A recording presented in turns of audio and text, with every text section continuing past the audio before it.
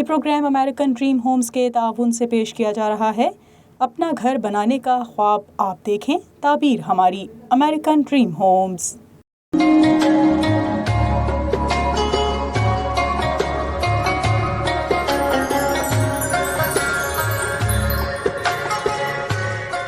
اعوذ باللہ من الشیطان الرجیم، بسم اللہ الرحمن الرحیم۔ ربی اشرح لی صدری ویسر لی امری واحلل عقدۃ من لسانی یفقہوا قولی۔ وائس آف ساؤتھ ایشیا کی رمضان ٹرانسمیشن بعنوان رحمت رمضان کے ساتھ میں مسز نصرت رانا ڈار آپ کی خدمت میں حاضر ہوں۔ تفہیم دین کے سلسلے میں آج ہم جس موضوع پہ بات کریں گے وہ ہے صدق یعنی سچائی۔ ناظرین کرام، صدق یعنی سچائی ایک ایسی انسانی وصف ہے کہ جو نہ صرف اسلامی معاشرہ بلکہ غیر مسلم معاشرے میں بھی اپنی انتہائی اہمیت اور قدر رکھتی ہے، اور سب سے بڑھ کے یہ کہ یہ صدق یا سچائی ایسی صفت ہے کہ جو خود اللہ رب العزت، حضور نبی کونین صلی اللہ علیہ وآلہ وسلم، دیگر انبیاء کرام، صلحاء، صالحین، بلکہ ہر سلیم الفطرت شخص کے مزاج میں درجہ بدرجہ موجود ہے۔ تو آئیے صدق کے بارے میں جانتے ہیں کہ صدق کیا ہے۔ صدق سے مراد کسی بات یا کسی کام کا اس کی حقیقت اور اس کے واقعے کے مطابق بیان کرنا ہے۔ یعنی ایک معاملہ، ایک کام، کوئی واقعہ پیش آیا اور دیکھنے والے سے پوچھا گیا اور اس نے اس بابت ایز اٹ از وہی بتایا جیسا معاملہ پیش آیا تھا، تو اس امر کو صدق یعنی سچائی کہیں گے۔ ناظرین کرام، شریعت اسلامیہ نے صدق کو بندے مومن کے ایمان کی نشانی بھی فرمایا ہے اور اخروی نجات کا ذریعہ اور پروانہ بھی قرار دیا گیا ہے۔ قرآن مجید میں جا بجا صدق سے متعلق ذکر ملتا ہے۔ قرآن مجید کی ایک بہت مشہور آیت کریمہ کہ جس میں غزوہ تبوک سن 6 ہجری میں واقع ہونے والے اس غزوہ تبوک میں ان 3 صحابہ کرام کا ذکر ہوا کہ جو بلا عذر آقا کریم صلی اللہ علیہ وآلہ وسلم کے ساتھ غزوہ تبوک میں نہ گئے، اور جب آپ فتح یاب ہو کر لوٹے تو انہوں نے بغیر کسی عذر کے، حیلے کے آپ کی بارگاہ میں حاضر ہوئے، اور ان 3 صحابہ کرام نے اپنا سبب پیش کیا، صدق کا ساتھ دیا، صدق کا دامن ہاتھ سے نہ چھوڑا، سچائی کے ساتھ اپنی بات کی کہ ہم بلا عذر آپ کے ساتھ اس غزوہ میں شریک نہ تھے۔ اللہ رب العزت کو ان 3 صحابہ کرام جن کے نام حضرت کعب بن مالک، حضرت مرارہ بن ربیع اور حضرت بلال بن امیہ تھا، اللہ رب العزت کو ان کا یہ صدق اس قدر پسند آیا، اس قدر لبھایا کہ اللہ رب العزت نے بذریعہ وحی ان کی اس صدق کو قبول فرمایا، اور وحی کے طور پہ جبرائیل امین کو ان کلمات کے ساتھ بھیجا کہ یا ایھا الذین آمنوا اتقوا اللہ وکونوا مع الصادقین، کہ اہل ایمان اللہ سے ڈرو اور اہل صدق میں شامل ہو جاؤ۔ سورۃ التوبہ کی پیش کردہ اس آیے مبارکہ میں جس میں اللہ پاک نے ان صحابہ کے صدق کو قبولیت فرمائی، ساتھ ہی اس کی اگلی آیات 94، 95 اور 96 میں ان حضرات کے لیے ان 5 اخروی سزاؤں کا بھی ذکر فرمایا جنہوں نے صدق کا ساتھ نہ دیا بلکہ آقا کریم صلی اللہ علیہ وآلہ وسلم کی بارگاہ میں کذب یعنی جھوٹ کو اپنایا۔ سورۃ الزمر کی آیت نمبر 33 میں اللہ رب العزت نے صدق سے متعلق ایک اور مضمون کو بڑے خوبصورت پیرائے میں کچھ اس طرح سے بیان کیا۔ ارشاد ربانی ہوا والذی جاء بالصدق بہ واولئک هم المتقون، اور وہ سچ لے کر تشریف لائے اور جنہوں نے اس کی تصدیق کی تو یہی ڈرنے والے ہیں۔ اس آیت کریمہ کی تفسیر میں سیدنا علی المرتضیٰ اور مفسرین کرام کی ایک جماعت کا یہ کہنا ہے، یہ قول ہے کہ سچ لے کر تشریف آنے والے سے مراد حضور پاک صلی اللہ علیہ وآلہ وسلم کی ذات مطہرہ ہے، اور اس کی تصدیق کرنے سے مراد جناب حضرت ابو بکر صدیق رضی اللہ تعالیٰ عنہ یا تمام مومنین مراد ہیں۔ ناظرین کرام، حضور محسن انسانیت حضرت محمد مصطفیٰ صلی اللہ علیہ وآلہ وسلم کی حیات پاک جہاں دیگر اعلیٰ صفاتی وظائف کا نمونہ تھی، وہیں آپ کی ذات پاک میں صدق بھی بدرجہ اتم موجود تھا۔ آپ صلی اللہ علیہ وآلہ وسلم کے صدق کا معاملہ ہمارے سامنے ہے کہ آپ اعلان نبوت فرماتے ہیں، اور وہ کفار جو آپ کی نبوت کا تو اقرار نہیں کرتے بلکہ یہ گواہی دیتے ہیں کہ آپ کے شب و روز ہمارے سامنے گزرے، آپ کی زندگی کے 40 سال ہمارے سامنے ہیں، اور ہم آپ صلی اللہ علیہ وآلہ وسلم کی امانت اور صدق کی گواہی دیتے ہیں۔ ناظرین کرام، آج اگر ہم اپنے گھر سے لے کے اپنے عزیز اقارب، دوست احباب کسی سے بھی پوچھیں تو ہر کوئی نہ صرف اپنی زندگی میں امن اور سکون کا خواہاں ہے، دل کا چین ڈھونڈتا ہے، بلکہ وہ اپنا آخری ٹھکانہ جنت کو بھی بنانا چاہتا ہے۔ تو سوچئے کہ وہ راستہ کیا ہے جس پہ چلنے کے بعد ہمیں دنیا میں بھی سکون اور آرام میسر ہو اور ہمارا ٹھکانہ بھی جنت بن جائے۔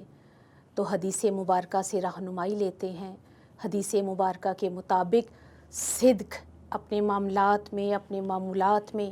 ہمہ وقت سچائی کا ساتھ دینا، سچ بولنا، جھوٹ کے قریب نہ جانا، یہی وہ راز ہے، یہی وہ راستہ ہے جو ہم میں سے ہر ایک کو جنت کی طرف لے کے جا سکتا ہے۔ حضرت عبداللہ بن مسعود رضی اللہ تعالیٰ عنہ سے مروی حدیث مبارکہ ہے کہ جس میں آپ صلی اللہ علیہ وآلہ وسلم نے ارشاد فرمایا کہ بے شک صدق نیکی کی طرف لے کر جاتا ہے، اور نیکی کا راستہ جنت کی طرف جاتا ہے۔ بے شک آدمی سچ بولتا رہتا ہے اور یہ سچ اسے صدیق یعنی سب سے سچوں میں شامل فرما لیتا ہے۔ ایک دوسری حدیث مبارکہ کے مطابق حضور پاک صلی اللہ علیہ وآلہ وسلم سے جب کمال کے بارے میں پوچھا گیا کہ حضور صلی اللہ علیہ وآلہ وسلم نیکی کا کمال کیا ہے، تو آپ کے الفاظ مبارکہ تھے، آپ نے فرمایا کہ صدق کرنا، سچ بولنا اور اس پہ عمل کرنا، یہ نیکی کا کمال ہے۔ دیگر احادیث مبارکہ ہمیں یہ بتلاتی ہیں کہ اگر کوئی رزق میں فراخی چاہتا ہے، رزق میں برکت چاہتا ہے، تو اسے چاہیے کہ وہ ہمیشہ صدق کا راستہ اختیار کرے۔ اگر کوئی چاہتا ہے کہ اس کا خاتمہ بالخیر، خاتمہ بالایمان ہو، تو اس کے لیے بھی وظیفہ صدق اور سچائی ہی ہے۔ اگر کوئی چاہتا ہے کہ رحمت الہی اس پہ برسے اور اسے قبر اور حشر کی پریشانیوں سے، آزمائشوں سے دور رکھا جائے، محفوظ رکھا جائے، تو اس کے لیے بھی جو فارمولہ بتایا گیا، جو راستہ بتایا گیا، وہ صدق کا راستہ ہی دکھایا گیا۔ صدق اپنی وسعت کے اعتبار سے بے پناہ مفہوم رکھتا ہے۔ آج صدق کے معنی و مفہوم کے اعتبار سے صرف 3 اقسام پہ کلام کریں گے۔ تو آئیے دیکھتے ہیں کہ صدق کی مفہوم کے اعتبار سے یہ 3 اقسام کون سی ہیں۔ زبان کے صدق سے مراد یہ ہے کہ جو بات کی جائے وہ حقیقت حال کے مطابق ہو۔ ایفائے عہد یعنی اپنے قول کو، اپنے وعدے کو پورا کرنا بھی زبان کے صدق میں شامل ہے۔ اگر اس کے خلاف کوئی ہم بات کریں جو حقیقت میں واقعہ نہ ہو، تو یقیناً یہ صدق نہ ہوگا بلکہ جھوٹ یعنی کذب ہوگا۔ پھر اسی طرح سے بندے مومن کا اللہ کی بارگاہ میں جو مناجات کرنا ہے، جن الفاظ کا سہارا لینا ہے، وہ الفاظ بھی اپنے معنی و مفہوم میں صدق رکھتے ہوں گے تو اسے ہم زبان کا صدق کہیں گے۔ صدق کی دوسری قسم یعنی نیت کا صدق۔ تو آئیے دیکھتے ہیں کہ نیت کا صدق کیا ہے۔ نیت کے صدق سے مراد کہ بندے مومن کا دل غیر سے پاک ہو، اس کی نیت خالص ہو، اس کا صدق، اس کا سچ بولنا کسی دنیاوی غرض، لالچ، فائدے کے لیے نہ ہو، بلکہ خالصتاً اللہ کے حکم کی پیروی اور اللہ کی خوشنودی اس کا مقصود ہو۔ آدمی کی نیکی کا مقصد اس کی کوئی ذاتی یا نفسانی خواہش نہ ہو، ورنہ صدق کامل نہیں ہوگا۔ تیسری قسم اعمال میں صدق، یعنی بندے مومن اگر اپنی نیت اور اپنی زبان کا صدق تو اختیار کر لے، لیکن اعمال اگر اس صدق سے خالی رہیں تو یاد رکھیے گا یہ زبان اور نیت کا صدق بھی اسے کما حقہ فائدہ نہیں دے سکے گا۔ اب اعمال کے صدق میں یہاں پہ تمام تر طبقہ ہے زندگی اور تمام تر شعبہ ہے زندگی شامل ہو جاتے ہیں۔ مثلاً اگر کوئی صوفی عاشق رسول صلی اللہ علیہ وآلہ وسلم ہے، اگر کوئی ثنا خوان مصطفیٰ صلی اللہ علیہ وآلہ وسلم ہے، تو اس کے دل کی کیفیت بھی ویسی ہی ہو، اس کے اعمال بھی ویسے ہی ہوں جیسا وہ اپنے لیے ٹائٹل، عنوان پسند کرتا ہے۔ بالخصوص رمضان کریم کے حوالے سے میں یہاں پہ تجارت کا ضرور ذکر کرنا چاہوں گی۔ آج شاید مسلمانوں نے تجارت کو بھی اپنا نجی اور ایک دنیاوی معاملہ سمجھ لیا ہے، اور یہ تصور باندھ لیا ہے کہ شاید جھوٹ، دھوکہ دہی،